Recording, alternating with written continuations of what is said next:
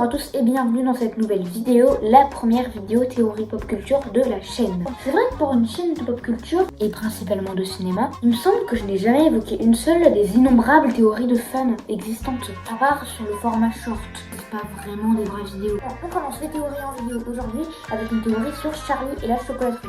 Merveilleux livre, merveilleux film, y compris l'excellent Wonka sorti en décembre dernier, et très mauvaise suite avec le très décevant Charlie le grand ascenseur de verre. Donc Charlie et la chocolaterie, pour ceux qui ne l'ont ni vu ni lu, voici le synopsis sur les grandes lignes.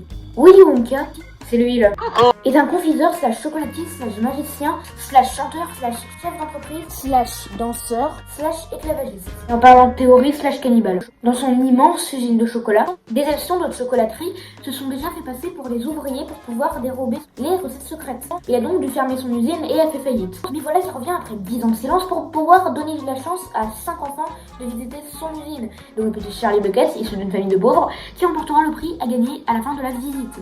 Étant le seul à en être digne et à être bon, alors que les autres mioches sont des vrais petits connards. Fin de synopsis. La théorie dont je vais vous parler dit que Willy Wonka serait le père de Charlie Bucket. Oui, je sais, dit comme ça c'est farfelu, mais attendez, attendez.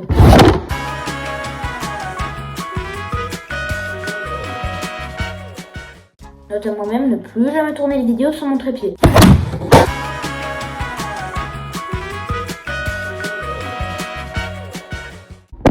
Déjà, cette théorie se base surtout sur le film de 1971, réalisé par Mel Stuart, et avec Gene Wilder. En fait, les pop Charlie et la chocolaterie que vous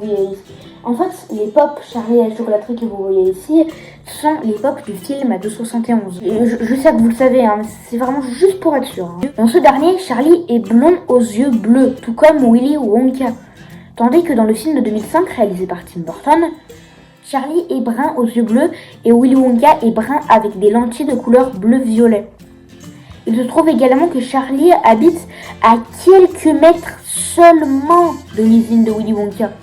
Et ce dernier décide d'ouvrir l'usine au moment même où Charlie est en âge de travailler et en a besoin à cause de la pauvreté et la famine.